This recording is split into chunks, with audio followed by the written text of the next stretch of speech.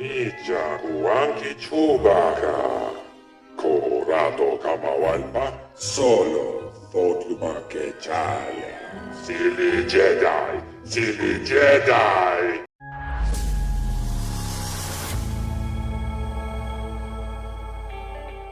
The top 10 most embarrassing moments at the DNC tonight. Number 10.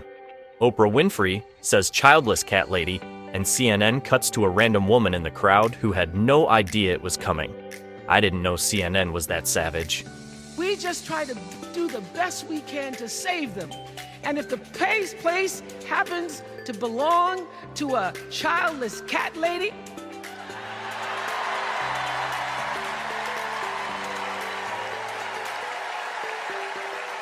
Number 9. Tim Walz says with a straight face, leaders don't spend all day insulting people and blaming others. Leaders do the work. That's odd. Trump hasn't been in office for 3.5 years, and Democrats blame him for everything. Leaders don't spend all day insulting people and blaming others. Leaders do the work. So I don't know about you, I'm ready to turn the page on these guys. So go ahead, say it with me. We're not going back. Number 8. Mike Lindell, in disguise without a mustache, trolls Harry Sisson. Actually inside the Mike, I have a question. How did they support a convicted felon? Hey, no, look at this, guys. See how they attack here? Look at they're attacking me on the war room. A proven sexual abuser. A proven sexual abuser. Convicted felon. Harry Sisson, have you gotten your vasectomy yet? I think that's what the audience wants to know. Have you got your vasectomy yet? Did you get your vasectomy? Were you aborted? Did your mom get your I prayed for you that your mom did not abort you. I hope you don't. Number 7. The completely oblivious DNC crowd cheers as Bill Clinton brags about being younger than Trump. Biden was their guy just 4 weeks ago. 2 days ago, I turned 78, the oldest man in my family of 4 generations. And the only personal vanity I want to assert is I'm still younger than Donald Trump.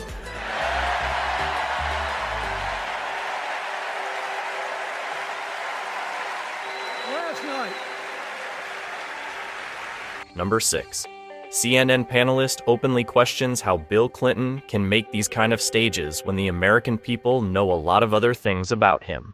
You know, Bill Clinton makes me think about my dad in Western Kentucky. You know, when I was growing up out there, my dad and all the other guys like my dad, blue-collar guys, they love Bill Clinton. All Clinton guys.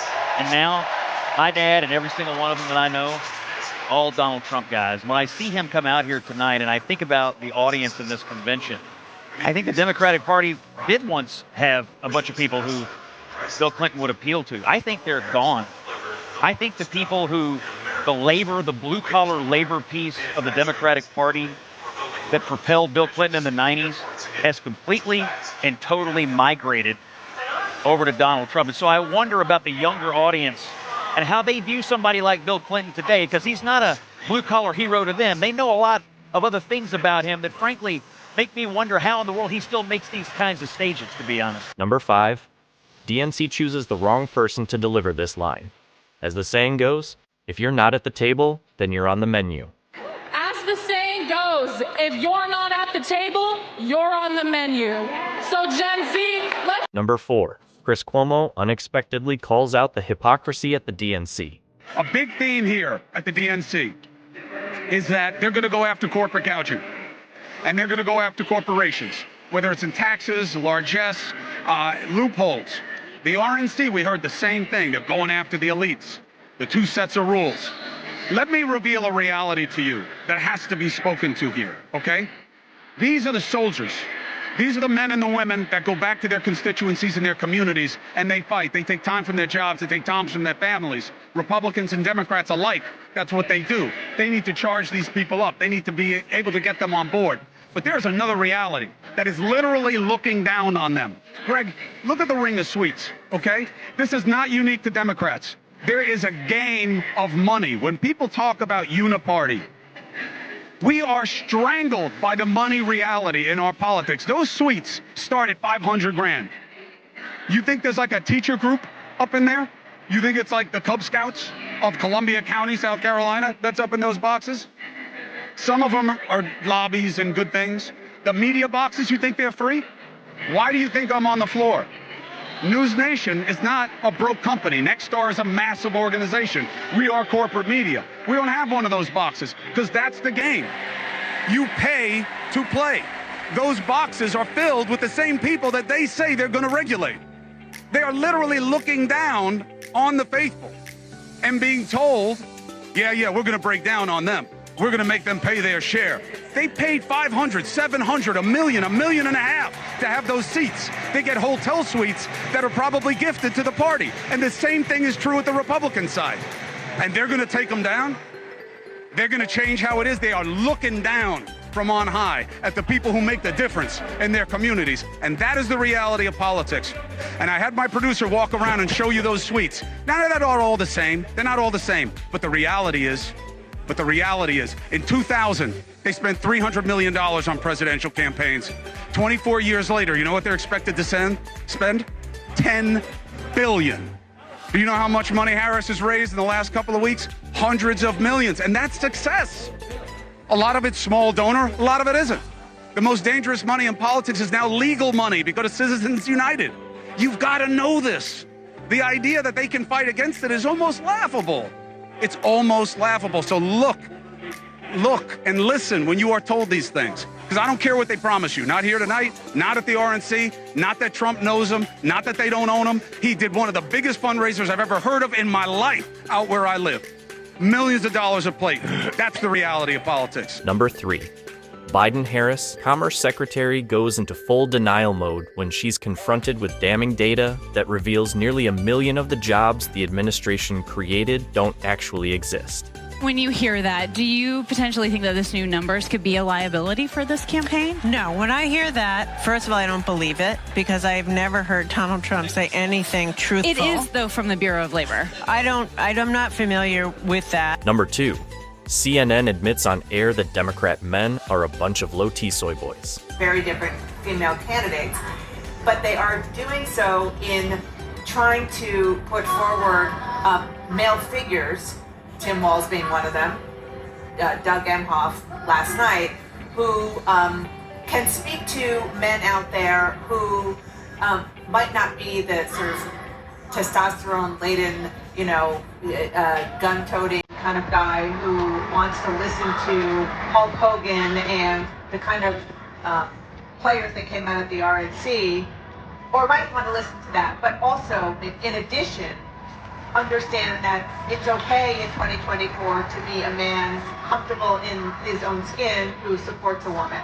And that's something that they really are trying to work on with male voters beyond the base. I mean, we were talking about this earlier, the different definitions of masculinity in 2024, and what we saw at the Trump convention, which was, as you know, somebody, I forget exactly who said it, testosterone with Kid Rock and the Ultimate Fighting Champion guy, that guy, and Hulk Hogan.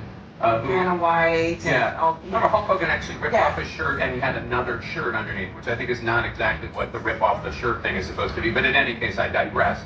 You do it, it's not like that. I mean, just on the Hulk Hogan of it all, I mean, look.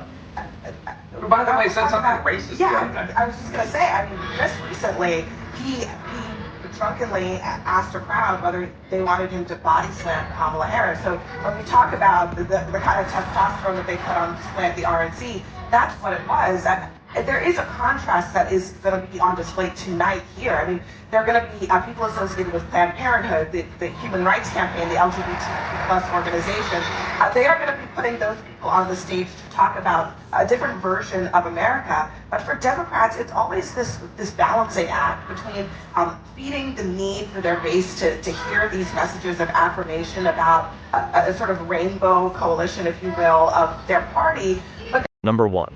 Resurfaced video reveals the Texas sheriff who just endorsed Kamala at the DNC was urging her and Biden to fix the border crisis in 2022.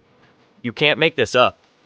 Now, Kamala, on the other hand, has been fighting border crime for years. She's gone down to Mexico and worked to stop the traffickers. And when the traffickers didn't stop, she put them in jail. Tell us about what you are asking for. What are your needs? Well, right now, thank you for having me, first off. Right now, what I'm asking for is for the president or a member of his administration that can make decisions to come down and talk to not just me, but at least 12 other Texas sheriffs from major counties in the state of Texas that are dealing with this issue firsthand. So I'd like to see somebody from Washington come down here, get boots on the ground, get eyes on the issue at hand, and then talk to us, a bipartisan group of Texas sheriffs that are really taking a common sense approach because we have to.